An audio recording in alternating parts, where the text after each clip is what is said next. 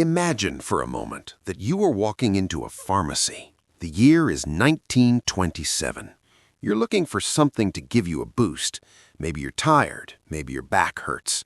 You walk down the aisle and you see products that promise miracles. You see toothpaste that guarantees a glowing smile. You see chocolate bars that promise energy.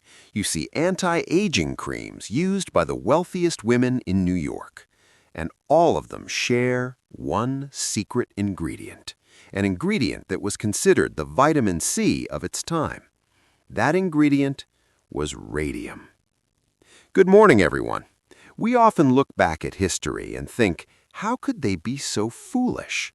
But today, I want to transport you back to the Roaring '20s. It was a time of jazz, money, and scientific optimism.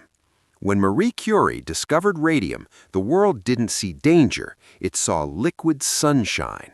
It glowed in the dark. It seemed magical. And because it killed cancer cells, doctors assumed it must be good for healthy cells too. It was the ultimate health fad. And in this world of dangerous optimism lived a man named Eben Byers. You need to know who Eben Byers was to understand the tragedy that followed. He wasn't just an average guy. He was the American dream personified. He was the son of a steel tycoon, incredibly wealthy, a graduate of Yale, and a handsome socialite. He was also an athlete, the U.S. amateur golf champion. Eben Byers was a man who had everything. He was untouchable, or so he thought. In 1927, Eben was traveling home on a train. He was sleeping in the upper berth. Suddenly, the train jerked, and he fell. He landed hard on his arm. It wasn't a life-threatening injury, but it was nagging, a persistent, deep ache that just wouldn't go away. It ruined his golf swing. It ruined his mood. He went to the best doctors money could buy, but no one could fix it, until finally a specialist in Pittsburgh gave him a recommendation. He told Eben about a patented medicine, a certified radioactive water called Radithor. Radithor was sold in small half-ounce bottles. It was expensive, about $15 a bottle in today's money. It claimed to stimulate the endocrine system. The manufacturer, a man named William Bailey, who wasn't even a real doctor, claimed it could cure the living dead. So Eben bought a case. He opened that first bottle, he drank it, and here is the scary part. He felt great. It was likely a placebo effect, but Eben felt a rush of vitality. His arms stopped hurting. He felt younger. He felt stronger. He became convinced that he had found the fountain of youth in a glass bottle. And this is where the story turns from a medical mistake into a horror story. Eben didn't just take the medicine until his arm healed. He became obsessed. He started drinking 3 bottles a day, one with every meal. He became the unspoken ambassador for radium. He was so wealthy and influential that people listened to him. He sent cases of Radithor to his business partners. He gave it to his girlfriends. He even fed it to his prize-winning racehorses. He was urging everyone he loved to drink this miracle water. For 3 years this went on, 1927, 1928, 1929. Eben consumed over 1,400 bottles of radioactive water. He felt invincible. He was playing golf. He was running his business. He was the life of the party. But he didn't know that inside his body, a silent clock had started ticking. You see, he wasn't just drinking water. He was drinking pure radiation. And unlike other poisons that leave your system, this one was staying. It was building up, milligram by milligram, waiting for the moment to strike. By 1930, the high began to wear off. Eben started feeling tired. He lost weight, and deep inside his bones, the structure was beginning to change. The golden age was over. The decay was about to begin. To understand exactly what happened to Eben Byers, we have to stop looking at history for a moment and look at chemistry. This is the part of the story where the trap snaps shut. You see, on the periodic table of elements, radium sits in the same vertical column as calcium. To a chemist, that means they share similar properties, But to the human body, that similarity is a fatal trick. When Eben drank those bottles of Radithor, his digestive system absorbed the radium, and because it looked so much like calcium chemically, his body got confused. It didn't flush the toxin out. Instead, it welcomed it. It took that glowing, radioactive poison and sent it straight to his bones. Think of your bones as the scaffolding of your body. Your body is constantly repairing that scaffolding, taking old calcium out and putting new calcium in. But in Eben's case, his body was building his skeleton out of radium. He was literally replacing his own bones with radioactive material. And once radium is locked into the bone structure, it never leaves. It sits there, bombarding the surrounding tissue with radiation, destroying the blood supply, and killing the bone from the inside out. For 3 years, while Eben was playing golf and running his business, his skeleton was quietly turning into a radioactive storage unit. Then the crash came. It started slowly in 1930. The feeling of invincibility vanished.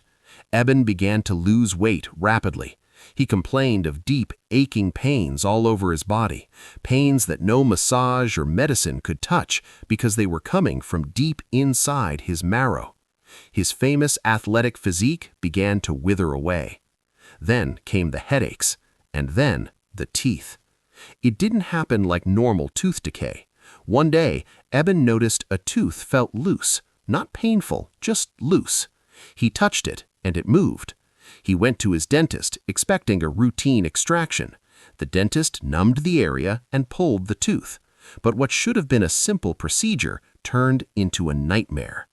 When the dentist pulled the tooth, it didn't just come out of the socket, a piece of the jawbone came with it. The bone wasn't hard and white anymore. It was soft. It was gray. It had the consistency of chalk left out in the rain. The dentist was horrified. He had never seen anything like it. The tissue wasn't healing, it was just rotting away. Eben went home, but the nightmare accelerated. Another tooth fell out, then another. He developed severe anemia because his bone marrow, the factory that makes red blood cells, was being destroyed by the radiation. He was suffocating from the inside because his blood couldn't carry enough oxygen. Yet, incredibly, no one knew why. You have to remember, this was uncharted territory. Doctors tested him for everything. They treated him for severe sinus infections, they treated him for gout, they treated him for ulcers. They were guessing, grasping at straws, trying to fix a man who was dissolving before their eyes. And the whole time, while the doctors argued and guessed, Eben kept drinking the Radithor. He still believed it was the cure. He thought he just wasn't drinking enough of it. He was pouring gasoline on the fire, hoping it would put it out. It wasn't until a specialist in New York looked at his x-rays that the truth finally came out. The x-rays were unlike anything they had seen. The bones looked moth-eaten. They were filled with holes. The specialist recognized the signs of deep systemic radiation poisoning. They tested his body. The results were terrifying. A lethal dose of radium for a human being is considered to be about 2 micrograms. When they measured Eben Byers, they estimated his body contained over 30 micrograms. He was walking around with 15 times the lethal limit flowing through his veins. He wasn't just sick, he was a walking nuclear reactor. The diagnosis came too late. The radium was already fused into his skull, his spine, and his legs. There was no way to remove it. There was no antidote. The doctors had to tell one of the richest, most powerful men in America that there was absolutely nothing his money could buy to save him. He was only 50 years old. And as 1931 rolled around, Eben retreated into his mansion. He stopped seeing friends. He stopped going out. He began the slow, agonizing process of waiting for the end. But the radiation wasn't done with him yet. The worst injury, the one that would make him famous in the darkest way possible, was still to come. By 1931, the government finally stepped in. The Federal Trade Commission opened an investigation into William Bailey and his company. They wanted to shut him down, but they needed proof that Radithor was actually dangerous. They needed a witness. They called on Eben Byers, but by this point, Eben was too weak to leave his home. He couldn't travel to the court, so the commission sent a lawyer named Robert Wynne to Eben's mansion in Long Island to interview him.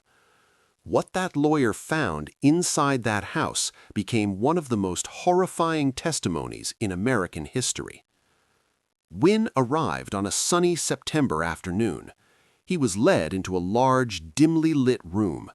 He expected to see a sick man lying in bed. What he saw was a nightmare. Eben Byers was sitting in a chair, wrapped in blankets. He was mentally completely alert. His eyes were bright. He knew exactly who he was and what was happening, but his body was gone. The lawyer later wrote in his report, "A more gruesome experience in a more gorgeous setting would be hard to imagine." When Eben tried to speak, the lawyer realized the true extent of the damage. Eben's entire lower jaw was missing. It hadn't just broken, it had disintegrated. The radiation had caused such severe necrosis that the bone had simply melted away. It had to be surgically removed to stop the rot from spreading. Eben had no chin. He had hardly any teeth left. The few that remained were dangling from fragments of bone in his upper skull. He had 2 holes in the top of his head where the skull was beginning to dissolve. He couldn't eat. He could barely swallow. He was in constant, agonizing pain. And yet, he sat there and told his story. He told the lawyer about the energy he felt at first. He told him about the cases of water he bought. He didn't express anger. He just expressed a deep, profound regret. He was a man who had tried to buy health, and instead, he had bought his own destruction.